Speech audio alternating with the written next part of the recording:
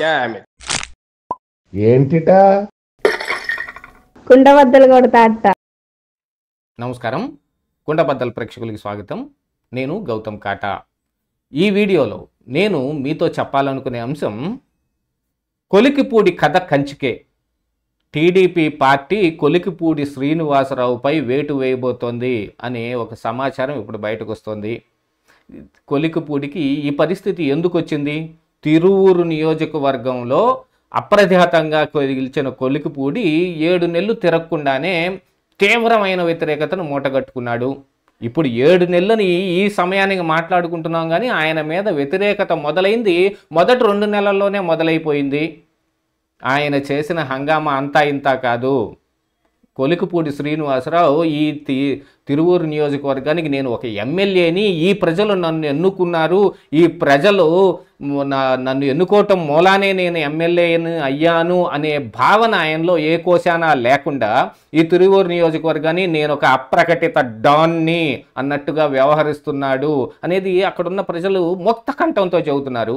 YSR Congress party నాయకులైతే కనుక మరి అధికారంలో ఉన్న ఈ టీడీపీ నాయకుడి మీద ఏదో ఒక ఆరోపణలు చేస్తున్నారు అనుకోవచ్చు.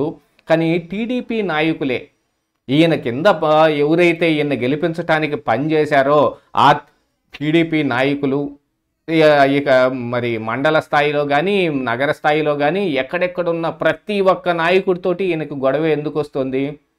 అసలు కొలికిపూడి శ్రీనివాసరావు ఎమ్మెల్యే అయిన దగ్గర నుంచి చేసిన పనులు ఏమిటి అని మనం ఒకసారిగా చూసుకుంటే, ఒక రోజున బుల్డోజర్ తీసుకొని వెళ్ళి వైఎస్ఆర్ కాంగ్రెస్ పార్టీ నాయకుడు ఏదో ఆక్రమణతోటి ఒక ఇల్లు కట్టాడనో ఆయన గోడలు పడగొట్టాలనో బుల్డోజర్ తీసుకొని వెళ్ళిపోయాడు.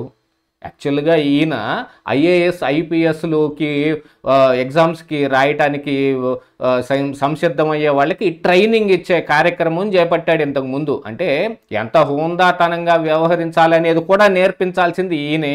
మరి ఈయనకే ఆ హోందాతనం లేకపోతే, చట్టం పట్ల ఈయనకే ఒక అవగాహన లేకపోతే, ఆ చట్టం పట్ల ఒక గౌరవం ఈయనకే లేకపోతే, ఇప్పుడు ఎమ్మెల్యే అయినంత మాత్రాన ఇందాక మనం చెప్పుకున్నట్టుగా అప్రకటిత డాన్ ఈ నియోజకవర్గానికి ఈ ఊరికి అని అనుకునేది ఏం కాదు కదా. సీఎం చంద్రబాబు నాయుడు అయినా సరే rule is rule, rule for all. ఆయన కూడా చట్ట ప్రకారంగానే వ్యవహరించాల్సిన అవసరం ఉంది. ఎవరిపైనైనా చర్యలు తీసుకోవాలంటే చట్టం తన పని తాను చేసుకుపోవాల్సిందే. ఆ చట్టంలో ఆలస్యం జరగకుండానో లేకపోతే విచారణ తప్పుదో పట్టిపోకుండానో ఏమైనా కార్యక్రమాలు చేపట్టాడంటే అది వేరే విషయం. కానీ స్వయంగా బుల్డోజర్ తీసుకొని వెళ్ళి ఈ గోడ పడేసే తీరతాను అని అంటే అది ఏ కోవలోకి వస్తుందో మరి ఇంకా ఆయన ఆలోచించుకోవాలి. ఆయన డాన్ అనుకుంటున్నాడా ఇంకేమనుకుంటున్నాడు అనేది. దీని మీద ఆల్రెడీ ఒకంత గొడవ జరిగింది. ఏదో తిరువూరు నియోజకవర్గంలో రేషన్ మాఫియా కానీ లేకపోతే ఇసుక మాఫియాలో కానీ మద్యం లిక్కర్ సిండికేటుల్లో కానీ ఇట్లాంటి వాటిల్లో ప్రతి ఒక్క ఎమ్మెల్యేకి వాటాలు అందుతున్నాయి. గతంలో వైఎస్ఆర్ కాంగ్రెస్ పార్టీ నాయకులు అలవాటు చేసిన ఈ విధానాన్ని ఇప్పుడు కూటమి నాయకులు కూడా దాన్ని అట్లాగనే కొనసాగిస్తూ ఉన్నారు. అదే పందాలో ఈయనకు కూడా వాటాలు అందుతూ ఉన్నాయి. ఆ వాటాల్లో ఈయన సంతృప్తి పొందటం లేదు, ఈయనకి ఇంకా ఎక్కువ కావాలని కోరుకుంటున్నాడు అనేది కూడా అక్కడక్కడ నుంచి తిరువూరు నుంచి వినిపిస్తున్న ఒక సమాచారం. మరి దీన్ని ఈ విధంగా చెప్పలేరు కదా.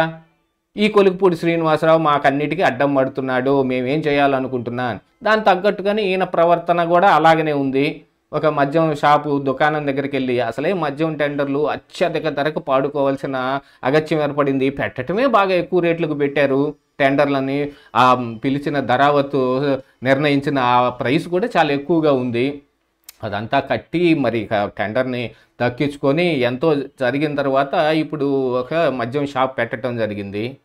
కోర్స్ వాళ్ళు చెయ్యకూడని పని ఏదైనా చేస్తే కనుక ఏది ఆ మద్యం షాప్ వాళ్ళు బెల్ట్ షాప్ పెట్టి దాన్ని వేరే రకంగా మద్యాన్ని వేరే చోట్ల కూడా అమ్ముతూ ఉంటేనో లేకపోతే అత్యధిక ధరలకు అమ్ముతూ ఉంటేనో లేకపోతే నాణ్యమైన మద్యం కాకుండా సెకండ్స్ గ్రేడ్ ఏదైనా అమ్ముతుంటే పట్టుకోవటంలో ఏమాత్రం ఇది లేదు. అలాంటిది ఏదో తాను చేయబోతున్నాను, ఒక చోట ఈ మద్యం దుకాణం వాళ్ళు ఈ బెల్ట్ షాప్ ఒకటి పెట్టారు కాబట్టి దాన్ని ఆపటానికి నేను వెళ్తున్నాను అని అంటే, ఇప్పుడు గవర్నమెంట్లో ఉన్నది ఆయనే. ఇప్పుడు ఆయన చేసే ఈ పనికి పైనున్న తన పార్టీ ఒక గవర్నమెంటే కదా ఇబ్బంది పడేది. ఇలాంటివి ఏదైనా ఉన్నాయనుకోండి, దాన్ని చట్టపరమైన చర్యలు తీసుకోవచ్చు. వాళ్ళని పోలీసులు పట్టించారంటే ఆ మద్యం షాపు లైసెన్స్ రద్దవుతుంది. అది మరి ఇక వేరే వాళ్ళు వచ్చే అవకాశం ఉంటుంది. కాదు, ఆ మద్యం షాపు ఓనరు ఎక్కువ మొత్తంలో ఈయనకి సమర్పించుకోవటానికి సిద్ధంగా లేడు అనే సమాచారం మూలాన్ని జరిగిందనేది ఇప్పుడు పుకార్లాగా బయటకు రావడం లేదు. వీటన్నిటి మీద ఇంకా పెద్ద అంశం ఏమిటాయంటే, ఈయన ఒకరోజు ఉప్పు సత్యాగ్రహం చేస్తున్నట్టుగానో లేకపోతే ఆమరణ నిరాహార దీక్ష చేస్తున్నట్టుగానో ఓ దీక్షలో కూర్చున్నాడు. ఈయన్ని ఎవరైతే పెంచి పోషించారో ఆ ఆంధ్రజ్యోతి వీళ్ళు రోజు డిబేటుల్లో ఇదే ముఖాల అన్నట్టు కనపడేవాళ్ళు. ఆ కనపడే ముఖాలను మరి ఆంధ్రజ్యోతి ఆ రోజున అంత హైప్ ఇచ్చింది. మరి ఆంధ్రజ్యోతి విలేకరుతోటి మరి ఈయనకి ఎందుకు గొడవ వచ్చిందో వాళ్ళని కూడా తిట్టి మరి ఈయన ఒకరోజు దీక్ష కూర్చున్నాడు. ఆ సమయంలో మాట్లాడటం కోసం మరి పార్టీ క్రమశిక్షణ సంఘం సభ్యుడిగా వర్ల రామయ్య ఫోన్ చేస్తే ఆ ఫోన్ని బహిర్గతం చేసేసాడు. బహిర్గతం చేశాడంటే ఆయన ఏం మాట్లాడాడు చెప్పాడో లేకపోతే ఫలానాది నన్ను తిట్టాడనో ఇది చెప్పటం కాదు. అసలు మనుషులందరి ముందు జనాలందరూ కూర్చొని ఉంటే, మీడియా మైకులు పెట్టుకొని ఉంటే ఒక మైకు పెట్టి ఆయన మాట్లాడుతున్న ఫోన్ కాల్ని లైవ్లో వినిపించాడు.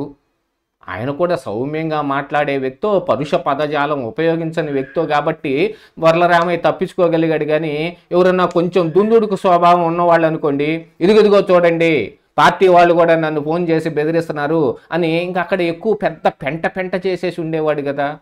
వీటన్నిటి దృష్ట్యా ఇప్పుడు ఆయన క్రమశిక్షణ సంఘం ముందు హాజరవ్వాల్సిన పరిస్థితి ఏర్పడింది.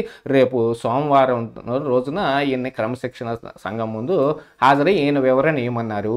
కానీ పార్టీలో ఇంటర్నల్గా జరుగుతున్న వ్యవహారాల శైలి కూడా మనకి కొంత సమాచారం వస్తూ ఉంటుంది. కాబట్టి ఆయన పైన వేటుకు సిద్ధపడింది టీడీపీ పార్టీ. ఎందుకంటే పార్టీలో ఎంతవరకు ఎవరు ఇలాంటి ఒక దుందుడుకు స్వభావం ఉన్నవాళ్ళు సైతం ఇలాంటి వ్యవహార శైలిలో ఎవరూ లేరు. ఇది తప్పుడు సంకేతాలని మరి ప్రజల్లోకి తీసుకెళ్తుంది. టీడీపీ పార్టీలో వాళ్ళకే సమన్వయం లేదు, ఇదిగో చూడండి అని మొత్తం ఒక అస్త్రంగా మలిచి జగన్మోహన్ రెడ్డి చేతిలో పెట్టినట్టుగా అవుతుందని పార్టీ కూడా ఈ రోజున భావిస్తూ ఉన్న కారణానికి పోతే పోయాడు ఒక ఎమ్మెల్యే అనుకుని ఆయన పైన వేటు వేయటానికి, పార్టీ నుంచి బహిష్కరించడానికి సంసిద్ధంగా ఉంది పార్టీ అనేది ఈ రోజున బయటకు సమాచారం వస్తుంది. మరి ఏం జరుగుతుందనేది రేపు క్రమశిక్షణ సంఘం ముందు హాజరైన తరువాత జరుగుతుంది. కానీ మరి కొలికిపూడి శ్రీనివాస్ కథ ఏమిటి? ఎంతో అమరావతి ఉద్యమం దగ్గర నుంచి హైప్ తెచ్చుకొని మీడియా నిండుగా మాట్లాడుకుంటా మరి బీజేపీ నాయకుల్ని చెప్పుతో కొట్టుకుంటూ వచ్చి పార్టీ దగ్గర ఆయన ప్రాపకం సంపాదించి సీటు సంపాదిస్తే పార్టీలో సీటు ఇచ్చిన వ్యక్తులకి మొత్తం పరుగు తీసి అవతల పాడేశాడు. పార్టీ అంటే క్రమశిక్షణతో నడిస్తేనే పార్టీ తప్ప మరి ఇలాగ ఎవరికి వాళ్ళు ఇష్టం వచ్చినట్టు వాళ్ళు పెట్టిరేగిపోతూ ఉంటే మరి పార్టీ నడపటం ఎలాగా? కాబట్టి ఆయన ఎమ్మెల్యేగా ఇండిపెండెంట్గా అయిపోయినా సరే పార్టీ నుంచి బహిష్కరించాలని మేజర్గా ఉన్న వాళ్ళందరూ కోరుకుంటున్నట్టుగా తెలుస్తోంది. మరి ఏం జరుగుతుందనేది రేపు తెలిసిపోతుంది కదా. ఇదే ఈరోజు కుండబద్దలు.